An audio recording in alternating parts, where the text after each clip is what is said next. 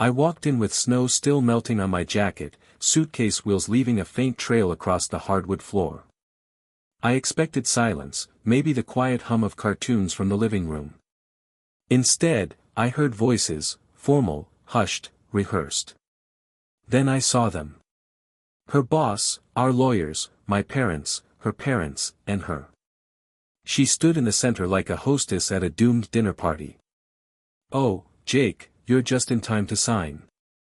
Her smile was stretched too tight. Wrong. My daughter clung to her grandmother's leg, crying without sound. Everyone froze when they saw me. No one expected me this early. That was the first mistake. I looked at the stack of papers. Divorce, custody, asset division, all prepared behind my back. A holiday ambush. She called it, clean, efficient, for the best. She thought I'd break. She didn't know the breaking had happened months ago. I signed, calm, steady, almost cheerful. A performance so smooth they mistook it for defeat. 1 minute later, her boss's phone rang. He answered casually until he didn't. His face went tight, his breath caught. Then he looked at me like I'd risen from the dead. Good. He was the first to understand. She and I had been married 9 years, together for 11. We had a rhythm once. Quiet dinners, long drives, inside jokes about burnt pancakes and terrible rom-coms. She used to leave notes in my lunch. I used to text her photos of things that reminded me of her, street art, sunsets, stupid memes. Small things.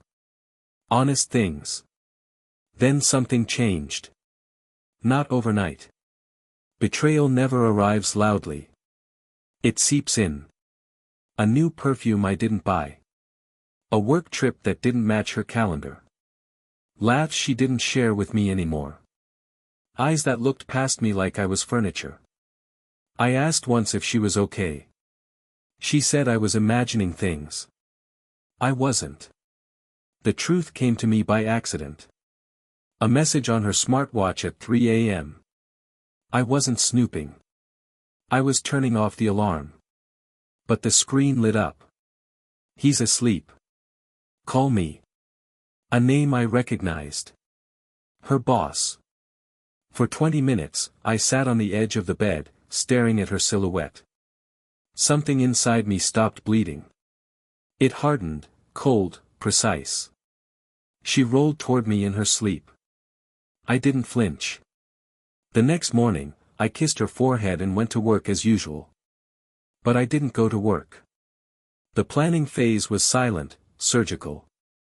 I learned more in 2 months than I had in half my marriage. Her boss was married with 2 kids. The board of directors would implode if the affair went public. HR policies made termination immediate. His reputation depended on silence. His wallet depended on discretion. They thought they were careful. They weren't. I collected screenshots, audio, location logs, hotel receipts. I spoke to a cyber forensics specialist. I bought a second phone. I changed nothing in my routine, not even the way I poured my coffee. Emotion is loud. Intelligence is quiet. I visited a lawyer, one she didn't know about. He reviewed everything. He helped me restructure assets she didn't know existed. Helped me transfer the house title to a separate trust under my daughter's name. Helped me prepare custody terms she would never agree to voluntarily. Then he asked me what outcome I truly wanted. Peace, I said.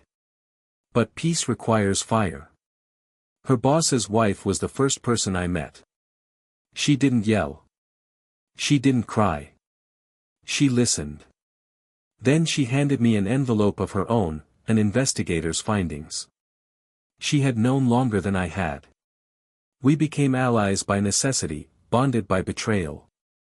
Together, we synchronized our clocks, the board meeting, the HR complaint, the financial audit triggered by anonymous reports, the ethics committee review, the wife's divorce filing, my own preparations.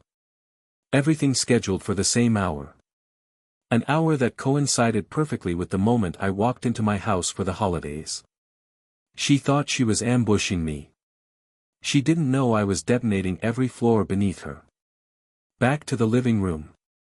Her boss lowered the phone, staring at me. What?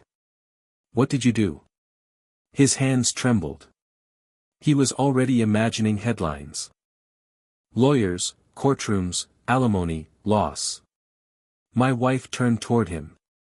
What's happening? He didn't answer. Couldn't. Then her phone rang.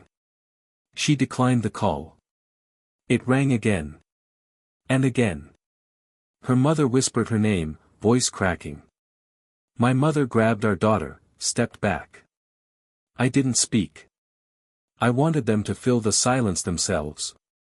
Her boss finally whispered, the board knows. She froze. And HR. And the ethics committee. And he looked at me again. This is you. Her eyes snapped to me. Jake, what did you do? What I needed to, I said. For words, enough to drain the color from her face. Lawyers began checking their phones, notifications exploding. I watched them crumble. Careers collapsing, alibis breaking, alliances dissolving. She stepped toward me. We can fix this. There hasn't been a we in a long time. She shook her head.